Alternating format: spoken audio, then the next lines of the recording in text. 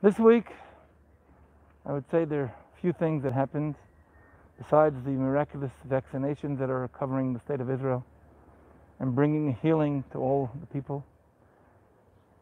I want to put my finger on two events that happened this week.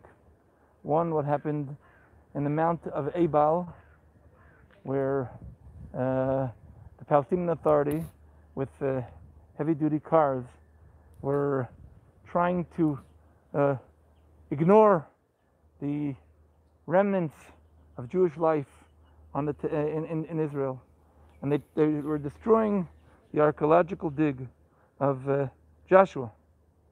And I would say the book of Joshua in chapter 8, where Joshua concluded the entrance to the land, and he captured Jericho, and they captured the Eye, and Joshua goes there and establishes on the Mount of Ebal near Shechem. He establishes the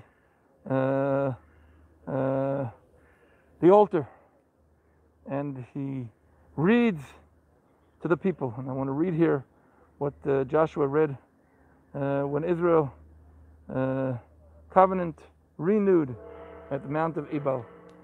Then Joshua built on Mount Ebal an altar to the Lord, the God of Israel, as Moses, the servant of the Lord, had commanded to the Israelites. He built it according to what is written in the book of the law of Moses, an altar of uncut stones, on which no iron tool, an altar of uncut stones, on which no iron tool had been used. On it they offered to the Lord burnt offerings and sacrificed fellowship offerings. There, in the presence of the Israelites, Joshua wrote on the stones a copy of the laws of Moses. All the Israelites, with their elders, officials, and judges, were standing on both sides of the ark of the covenant of the Lord, facing the Levitical priests who carried it. Both the foreigners living among them and the native born were there. Half of the people stood in front of the Mount Gerizim, and half of them in front of Mount Ebal, as Moses, the servant of the Lord, had formerly commanded when he gave instructions to bless the people of Israel. Afterward, Joshua read all the words of the Lord, the blessings, the curses, just as they were written in the book of the law. There was not a word of all that Moses had commanded that Joshua did not read to the whole assembly of Israel, including the women and the children and the foreigners who lived among them. So here we see that Joshua renews the covenant as the people of Israel enter the land of Israel, to remind us that the covenant with the people of Israel is the entering to the land of Israel is not just conquering the land, it's a covenant between Israel and God. This week, the Court of Justice in The Hague, announced that they're going to take Israel to court for breaking human rights issues by rebuilding the land of Israel in Judea and Samaria. This comes from the exact same thing, trying to deny the words of the Bible, trying to deny the words of the Torah, that this land was given to Israel. And we are in covenant with God to act morally, ethically, following the footsteps of God. And God is the one who decides to give the land to Israel.